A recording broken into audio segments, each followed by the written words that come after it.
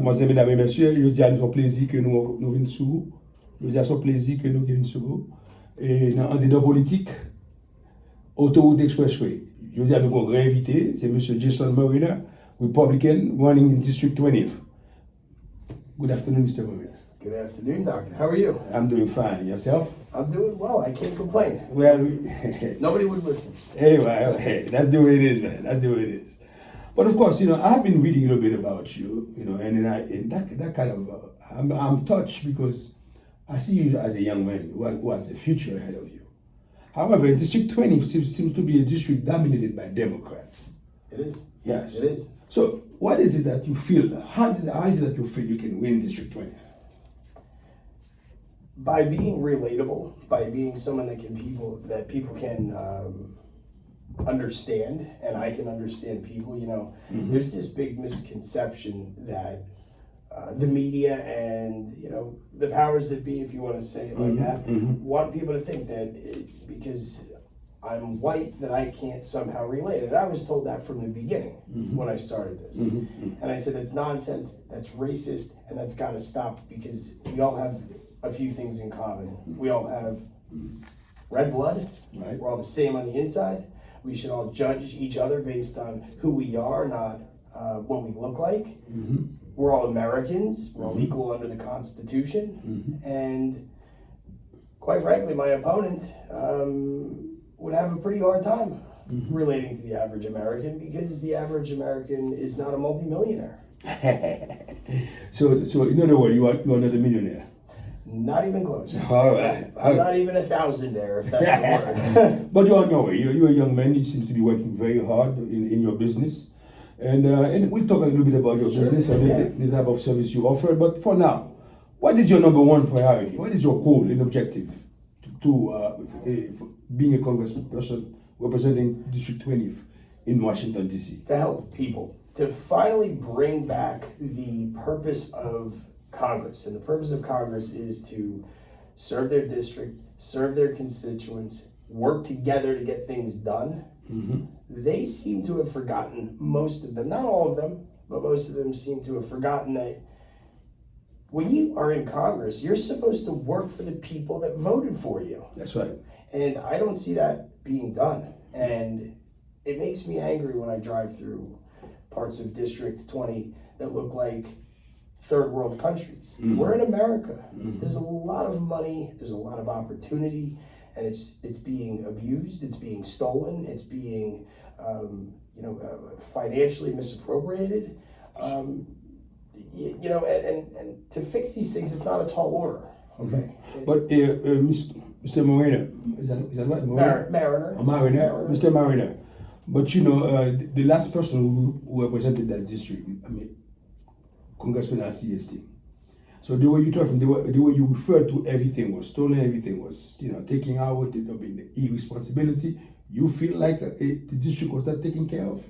No, I don't. And if it was, you wouldn't have areas like Pahokee or Belglade that don't have things like street signs or paved roads or sidewalks. And again, this is America. These are not hard things to ask for. And while they might be local issues, those issues exist because of a lack of federal representation. If there was somebody in Washington saying, hey, there's parts of this district that don't have paved roads or stop signs, they would have those things. And, I have derived my platform in regard to what I want to do for the community by asking people, going on the streets and saying, what do you need, or what would you like? What can I do to make your life better, rather than telling them, right? Because I've always had politicians knock on my door and they say, here's what you need. They give me this big, beautiful list of things. They ask for my vote, they ask for my money, and I never hear from them again. And when they make it to Washington, I see them do none of the things that they promise. Yes, sir. And that's a problem. And it's become even more of a problem because of the division. And that's what's got to stop. Okay, now, to be able to address this, you have to address the economics that faced by most of your constituents, your would-be constituents. So how do you propose for, let's just say right now, a person of color, Hispanic or whoever, who live within those districts, how do you put, what would you do different than to be able to improve my economic situation? Well, first off, I would stop saying Hispanic or categorizing people and creating this sort of tribalism that is being pushed upon us. Okay. Because we're all Americans. Okay. Whether your ancestors came here or you came here yesterday, you came here because you wanted a better life. Monsieur Marine a dit comme ça que nous tous c'est Américains. Premièrement, nous avons campé pour ne pas catégoriser nous par race, par groupe. Il dit ça qui cause division. Premièrement, que les gens n'allaient pas dire nous comment que les gens aider pour lui. C'est différent ça de le faire. So go ahead, sir. So like I said, to say Hispanic or Black or Haitian or Caribbean, we're all Americans. I understand that we're slightly different culturally, but we're Americans, and I hear the same thing, no matter what the color of that person's skin is or their sexual orientation, whoever they are. It really boils down to some simple things: school choice, better, safer, cleaner streets, less drugs, and job security. Jobs. Okay. Monsieur dit job security, better, clean street. Mais tout monsieur dit il pas aimer, il pas catégoriser monde par race, par culture. Only that the Haitian American, just tout c'est américain. You also call yourself a constitutionalist, if I agree with you. Absolutely. So you did your homework. You did. Yeah, but what I want to know is this: as a constitutionalist, how can Mr. Morena, belong in that bubble, like MAGA, for example? I wouldn't categorize myself in any specific bubble other than the Constitution. The Constitution was written by our founding fathers, and it's kept this country great for 245 years. Now, there's a big problem. America's bad at education, and one of the things that our founding fathers did was they looked at all the great civilizations throughout the world, and they figured out what made them great.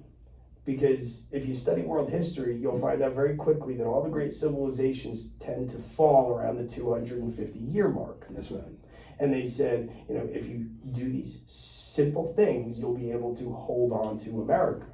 And what I see, and this is what inspired me to get into politics 4 months ago.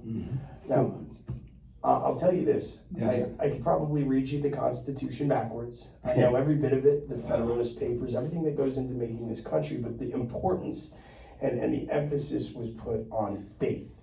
Faith was at the center of the colonies, prior to the Revolution, and it really remained, and faith was very, very, very central to the American way of life, up until a few decades ago, and then it started, to fall under attack. You saw, this effort to eliminate the Pledge of Allegiance from schools because it contained God.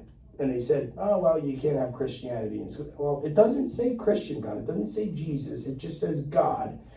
And the reason for that is because if you would like to take a country and, take a group of people and make them, servants, and take away from them and control them, you have to take their faith first. And I see that as something that needs to be brought back. Faith, if you have that, you have a better population, you have better children, you have less crime, you have a lot of things that kind of fix themselves on their own. Monsieur Morena est croyant en bon Dieu, il dit comme ça que le problème des États-Unis, c'est retirer la foi dans ces institutions. Par exemple, il dit même Pledge of Allegiance, là, on dit, par exemple, I pledge allegiance to the United States of America and to the Republic for which it stands. Il dit même ça, il le retire tout à cause qu'il a mentionné le nom de Dieu. Donc, lui-même, il dit, il est pour la foi. Pas la foi nécessairement pour dire Jésus-Christ, mais pour la foi en bon Dieu et religion. So, meaning, what you're talking about school prayers, am I right? Is that part of what you're saying? The school prayers, taking the school prayers out of. Well, that was our first clue that they were after faith when they said, you can't say the Pledge of Allegiance because it has the word God in it. Now that's true in some places. It's not true, but the point is that, even with this pandemic, there's certain areas of this country where you have strip clubs open and churches are closed. That should really tell you something. That should be a matter of concern when you have that. But we were depressed. We were inside. We need to explore. Right. And again, I can't stress this enough. I work with a lot of the religious leaders in the community, and faithful people are powerful people. And that is really central to what America, if you compared the Ten Commandments to the Constitution, they're very similar. Very similar. Okay. And, I'd like to, I get you. Bring this up. We'll talk about that. Since we only limited time, so we need to go ahead because I need to ask you a few questions that the community is concerned about. For example, immigration. We had Mr. McCain and the Gang of Eight that really, since Mr. Bush was in power, we're talking about W. Bush, and then they wanted to reform immigration to be able to, because what's happening, based on what my people that I deal with, they haven't been able to even to obtain the alien card. You know what an alien card is, right? Yes. Like a permanent resident card. Right. Because the Republican keep on blocking black. Every time you go there, the Republican, it's like the Congress is divided. How do you propose to address an issue like that? Congress is divided right now. You're absolutely right. What needs to happen is the division needs to stop. Everyone needs to stop holding grudges against the other side because of what the previous administration or the past 5 administrations ago did, and say, we're adults. We have a responsibility to represent our constituents, and in doing that, we should really drop our differences, shake hands, and say, let's get things done and compromise, because let's face it, this is not, right now, what you see is not the Democratic Party that you knew when you were younger. It's not the Democratic Party that I recognized from when I was younger. Okay. And it's also, the same goes for the Republican Party. There's radicalized elements on both sides that have screwed things up for the rest of us. And this country is a two-party system. So it always needs to be. Okay. And people just need to come together and understand that we have a higher responsibility. Represent the people. Okay. Les différents mondes carabou. Il faut reconnaître que dans le Congrès, il y a une division. Il y a une gorgeous, ça fâche avec l'autre. Mais il dit, mais quand même pas, le pays a été fait dans 2 partis système, républicain et démocrate. Il dit, il faut ça continuer. Mais cependant, lui-même, il va travailler pour être capable d'aider, pour aider pour capable faire une fusion dans le Congrès. But there was not the other thing. I follow you. You said you believe in second chance. Absolutely. All right. Absolutely. Tell us about your first chance. Well, I've had a lot of chances. I call myself the guy that's lived life. I was born premature. Il était fait prématurément. Go ahead. I was adopted. Il était adopté. I became a pro fighter. Did he become a pro fighter? Pro fighter, yeah. Boxing? Boxing, martial arts, okay. Kung Fu, Wushu. UFC? No, this was way before. Way before UFC. that, okay, yeah, all right. He says he didn't battle professional. Okay. And I sustained an injury. Okay. I had my right pectoral muscle completely amputated. This was when I was 16 years old or so, and the doctors had put me on Oxycontin. Okay. Il était pour un jury, puis le docteur mettait le Oxycontin parce qu'il était à shoulder. Okay. And a lot of people, we were just talking about this before, a lot of people, there's a stigma that's attached to, I have a problem, I need help. Okay. When in reality, look, this is a sickness. This is killing hundreds of thousands of Americans. So I got clean. This is a decade plus ago. And after I got clean, I started to do charity work, service work, helping people. I started a couple businesses, a family. Okay. I got divorced. I get speeding tickets. Right, that was one of the things that the media wanted you to know, is that I got a speeding ticket. Now, who can't relate to those things? America's been divorced. America's been in trouble. America knows somebody that's been hooked on drugs. If you haven't, America experiences problems. Yeah. And it seems to me that people that run for office try to paint themselves as these perfect people. The only person, or the only one that I know that's perfect is above us, God. Okay, that's it. Okay. So to say that you're not perfect is to say that you're a person. The only reason I brought that up, it's like I know many of people that I've dealt with that's been in jail, lingering in jail for little things, as you were saying. Yep. So I felt like a person like yourself who's been through that, where people label you as thing. So you would probably for a second chance for these people. Well, my biggest message to people is when I got in trouble, people said to me, "Oh, you've got a felony. You'll never be able to make $15 an hour or more. You'll never be able to do this or that." And it's very easy to hear that, and then draw a box around yourself and think that you can't. And one day I decided to not listen. I started a business. My life got very, very good. And now I've got to tell you, God played a major role in this. In your life. Major. You got to find God. You got to help other people. And once you stop limiting yourself, that's when things get really, really good in your life. Il dit, il faut pas limiter tête dans la vie, il faut toujours croire dans tête tout. Et puis il dit, bon Dieu joue un pile rôle dans la vie, c'est ça qui permet que il fait c'est différents business, il fait un pile dans le bagage, mais il pas jamais limiter tête, c'est ça fait même tout le start of business et qu'on y a là, it feel blessed by God.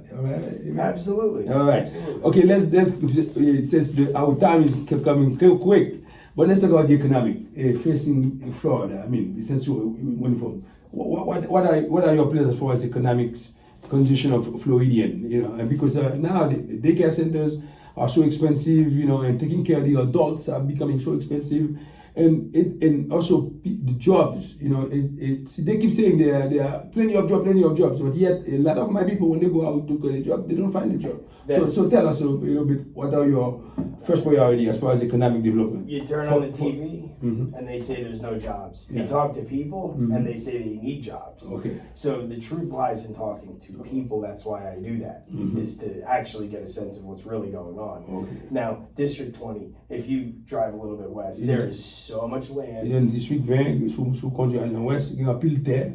I go to the gas station. I get angry when I look at how much it costs to drive my vehicle, how much childcare costs, how much everything costs. So while the cost of living is going up, I agree that the minimum wage should go up a little bit, but not to $20 an hour.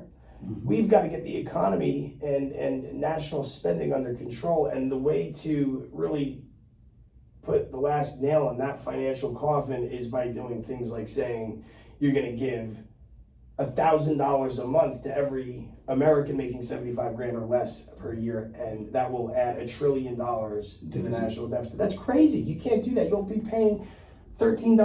I'm just making up a number. So in other words, you are not for the PPP program. Absolutely not. No. Look, you come here.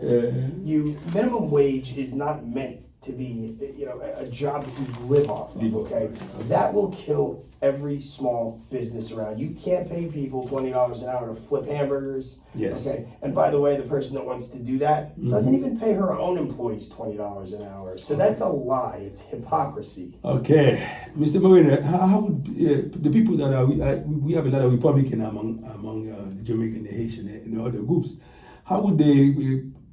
How can they participate in your campaign if they want to help you?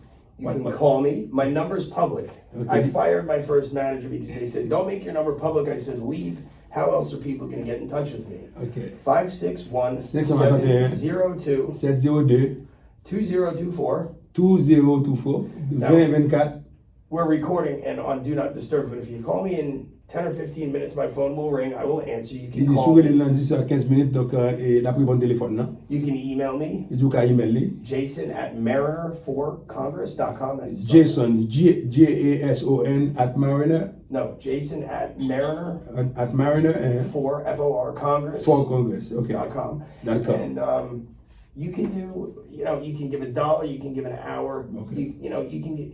Whatever you can want. help you knock on doors and You stuff. can help me knock on doors. Okay. You can send me a note telling me what I can do to make your life better, because I'm not going to be the candidate that tells you what you need, because and you know who I'm going after right now. Yes. Because the candidate that says you need money, you need $20 an hour minimum wage is going to be the one that kills this economy. All right. I won't let that happen. Ok, il candidat qui est capable de $20, c'est lui qui a tué l'économie, il pas quitter ça arriver.